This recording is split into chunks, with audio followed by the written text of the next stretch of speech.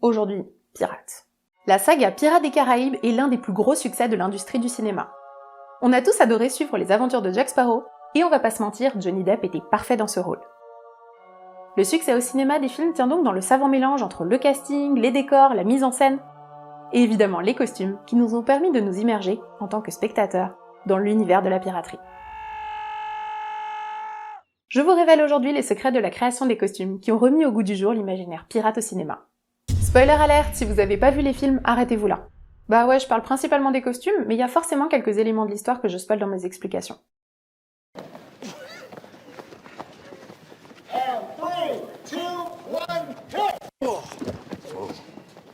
La franchise Pirates des Caraïbes a été produite par Walt Disney Pictures et Jerry Bruckheimer. Elle est composée de 5 films qui sont sortis au cinéma entre 2003 et 2017. Les 3 premiers films ont été produits par Gore Verbinski et les 2 autres par Rob Marshall.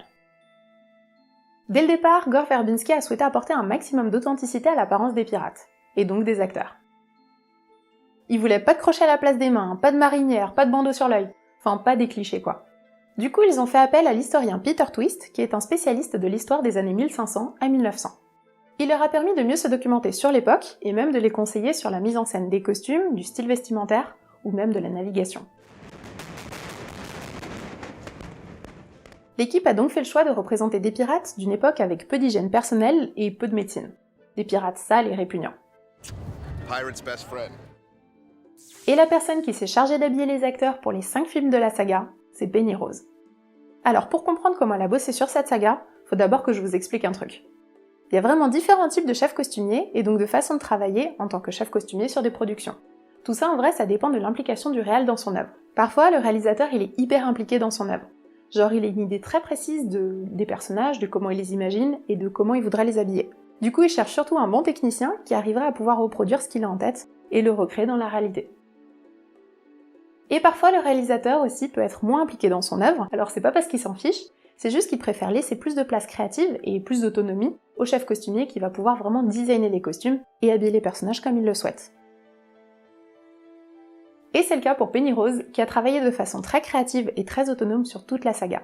Par exemple, quand elle apprend quel acteur est au casting du film sur lequel elle bosse, souvent elle le visualise et elle se dit « Ah, je le verrais bien porter tel ou tel truc ». Et en plus de ça, elle échange énormément avec les acteurs pour connaître leurs goûts et leurs préférences. Ça permet que chaque acteur soit plus à l'aise dans ses costumes, parce que, disons-le nous, ils sont pas toujours très confortables, et du coup ça permet une meilleure interprétation du personnage à l'écran. C'est ce qui s'est passé pour le personnage de Jack Sparrow. En fait, Johnny Depp il s'est imposé comme le personnage principal lors du casting de Jack Sparrow, parce qu'à la base c'était censé être un personnage secondaire, et en fait les producteurs quand ils l'ont vu ils se sont dit « mais c'est obligé, ça va être notre perso principal ». Oui, parce qu'à la base, c'était censé être un personnage secondaire qui accompagnait simplement Will Turner dans ses quêtes. On était parti sur une base d'une histoire d'amour entre Will Turner et Elizabeth Swann, et ça a fini en super saga de l'anti-héros par excellence. Trop bien. Bref, Penny Rose et Johnny Depp étaient donc chargés de créer l'identité visuelle du personnage principal. Du coup, quand elle lui a demandé quel type de pirate il souhaitait être, il lui a répondu qu'il voulait être un pirate rock'n'roll, genre comme le rocker Keith Richards des Rolling Stones. La tenue de Jack n'a pas bougé d'1 pouce entre le premier et le 5e film. Il porte un manteau en tweed de soie. Il a aussi un gilet et une chemise en lin, et autour de la taille 2 ceintures, et autour de ces ceintures, il suspend énormément de choses. Genre il a énormément de bijoux, de bibelots, d'accessoires. Tout ça, ça crée plein de détails et un amas de choses, et ça met en relief la complexité du personnage de Jack. Penny Rose et Johnny Depp ont notamment trouvé ensemble l'idée de parer Jack d'un accessoire de sa maîtresse quand on le surprend au réveil après une nuit agitée. Il a toujours genre un anneau, un ruban, bref, un truc pour l'aider à se souvenir de ce qu'il a fait la veille. Son chapeau, son tricorne, que dis-je, son accessoire fétiche, eh bien il est resté vissé sur sa tête toute la saga. Enfin, on le voit que très peu de fois retirer son chapeau. Parce que la plupart du temps ils l'ont fixé, parce qu'en fait, genre il passait son temps à perdre son chapeau, qui à la base était fait en cuir, mais après 10 chapeaux perdus dans l'eau, dans des scènes nautiques, et ben en fait ils en ont eu marre d'en faire en cuir, tu vois, donc ils l'ont fait en caoutchouc. Ouais, le caoutchouc c'est pratique, ça se déforme pas ni sous l'eau, ni quand c'est mouillé, à la différence du cuir, et ça peut bien se fixer sur la tête. Faut pas oublier que Pirates des Caraïbes, il y a quand même des scènes d'action. Allons-y. Ah. Pour revenir sur le papa de Jack, Edward Teague, il apparaît dans les 3e et 4e volets, et à la demande des producteurs, c'est Keith Richards qui l'incarne. Initialement, son costume était bleu, enfin sa veste, parce que en fait lui il aime le bleu, et ils ont préféré le laisser choisir. Mais au final, quand il a essayé, il a pas trop kiffé, donc ils sont partis sur du rouge. Et cette veste rouge, elle lui donne un côté plus aristocratique, avec des broderies et des dentelles, et ça lui permet de se démarquer et de créer un contraste avec le style de Jack, qui a plus un style de pirate vagabond. Du coup, quand tu vois les deux à côté, eh bien ça donne plus de prestance à Edward Teague. D'ailleurs, il y a des éléments vintage sur sa tenue, comme les dentelles qui pendent au bout des bras, et qui sont fixées de sorte qu'on puisse les détacher et les mettre d'un manteau à l'autre. Et on pourrait parler un petit peu des personnages principaux, donc Elizabeth Swann et Will Turner, parce que Monsieur Sparrow leur a volé la vedette. Elizabeth et Will suivent la même logique de progression pour leurs personnages. Ils commencent tous les deux l'histoire avec des vêtements très serrés. Elizabeth, elle porte beaucoup de corsets, et Will, il a beaucoup de vestes très cintrées. Ces tenues, elles les empêchent de respirer convenablement. Et au fil des films, leurs vêtements, ils sont plus souples, ils se délient, et ils leur permettent de respirer pleinement. C'est une façon de dire qu'ils prennent leur indépendance et qu'ils s'assument en tant que pirates. Dans les 5 films, tous les acteurs ont été habillés, même les figurants. Alors c'est l'avantage quand même d'une super production hollywoodienne, parce qu'ils ont forcément les moyens. Pour chaque film de la saga, il y a eu la participation en moyenne de 500 figurants. Et Penny-Rose, elle a toujours prévu 600 à 700 costumes pour habiller, au cas où il y a des pertes, de la casse, des trucs qui partent à la ramasse à cause des cascades, des trucs brûlés, des trucs tachés, des trucs déchirés. Bref, au cas où quoi.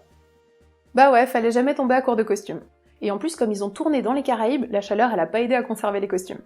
Pour cela, elle a loué ou acheté une grosse partie de la base des costumes. Ensuite, ils les ont modifiés et surtout abîmés, vieillis, teints, bref, donné une patine à ces éléments pour les rendre vraisemblables et surtout pas neufs sortis de l'usine. Sinon, pour les uniformes des soldats, ils les ont tous fabriqués parce qu'il était impossible de trouver de tels costumes historiques tout faits. Penny-Rose et son équipe de 90 costumiers travaillaient non-stop avant et pendant la production des films. Le rush quoi. Bon, le travail sur les costumes, on a vu qu'il était exceptionnel. Mais que seraient de beaux costumes sans le maquillage et la coiffure associés? Je dirais même que pour mettre en scène des pirates, c'est essentiel. La chef maquilleuse Vi Neil et le chef coiffeur Martin Samuel ont réalisé un travail titanesque pour transformer les acteurs. Chaque acteur est forcément passé au maquillage et au coiffage avant de tourner.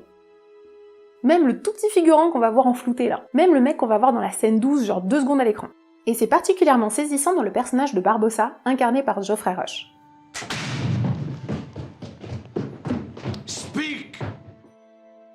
Alors je sais pas si vous avez déjà eu la curiosité d'aller voir l'acteur sur internet, genre en dehors de son rôle, mais quand on le voit sans maquillage et sans perruque, on comprend tout le travail minutieux qui a été fait pour donner ce grain si réaliste à sa peau. Son hygiène elle est douteuse, ses dents sont gâtées, il est vieilli, ses vaisseaux sanguins sont dilatés et rougis par l'alcool.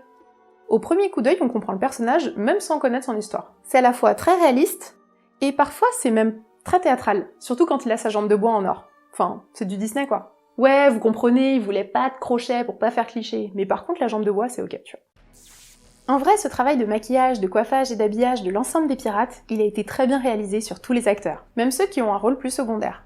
Il y en a aucun qui dénote. Et le risque dans ce sujet, qui est la piraterie, c'est justement que les pirates fassent soit trop kitsch, soit trop soignés. Et si un détail manque, eh ben ça se voit. Du coup, je dirais que c'est un équilibre subtil entre historicité, et donc réalisme, et à la fois mise en scène et imaginaire. Et le personnage le plus impressionnant sur cet aspect, c'est Davy Jones. Il est la personnification de la légende du Kraken, parce que c'est un mix de réalisme et de légende. Déjà, rien que son équipage maudit, il est soigné dans tous les détails. Ouais, il y a des mecs comme le père de William Turner qui sont blindés de coraux sur leur tête. Mais comme l'esthétique du décor, les autres membres de l'équipage et le storytelling marchent, et ben on y croit. Perso, à aucun moment ça m'a dérangé de me dire que le mec il a une étoile de mer sur la tronche, parce qu'en fait c'est expliqué dans l'histoire. Mais Davy Jones n'existe pas physiquement. Enfin, l'acteur qui l'incarne, Bill Nighy, il a porté une combinaison grise ainsi qu'un chapeau équipé de capteurs pour pouvoir animer les éléments de son costume et surtout les tentacules en post-production grâce aux effets spéciaux.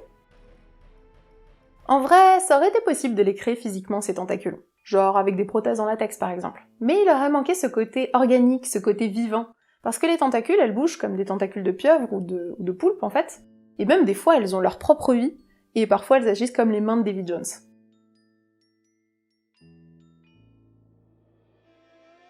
Dans Pirates des Caraïbes, les costumes y participent vraiment à la crédibilité de l'histoire. Dans le make-up, dans les coiffures, on a du sale, on a des cheveux gras, on a des salissures, on a du sang, on a de l'usure, on a des déchirures, on a vraiment tout plein de petits détails qui donnent du cachet à l'œuvre et qui aident à s'immerger dans cet univers. Et c'est pour ça qu'aujourd'hui, je me suis pas uniquement attardée sur les tenues, mais j'ai aussi parlé du make-up et des coiffures. Je fais pas trop ça en général dans les secrets des costumes. Mais bon, là on parle d'une super production avec énormément de moyens. Et en vrai, dans toutes les interviews que j'ai regardées, j'étais hyper impressionnée de voir la passion des gens. Genre que ce soit les acteurs, les producteurs, ou même les personnes qui étaient concernées par les costumes ou les accessoires, ils étaient tous en mode, genre ils avaient une grande liberté de création, et à la fois ils étaient hyper passionnés en mode rêve de gosse qui se réalise quoi. Oh, j'ai oublié de parler de la tenue du singe. Psst, abonne-toi. Retrouve-moi aussi sur Twitter et sur Instagram, et j'ai un Tipeee si tu veux m'aider à financer mes vidéos. On va parler des dents des pirates. C'est un détail hyper important parce que des dents propres et blanches, ça fait pas pirate. Tous les acteurs, même les figurants, ils avaient des gouttières qui étaient faites sur mesure pour leur dentition et qui étaient déjà teintées. Comme ça leur permettait de pouvoir parler facilement avec, de pouvoir manger aussi tranquille et de pas avoir tous les matins à se faire maquiller les dents.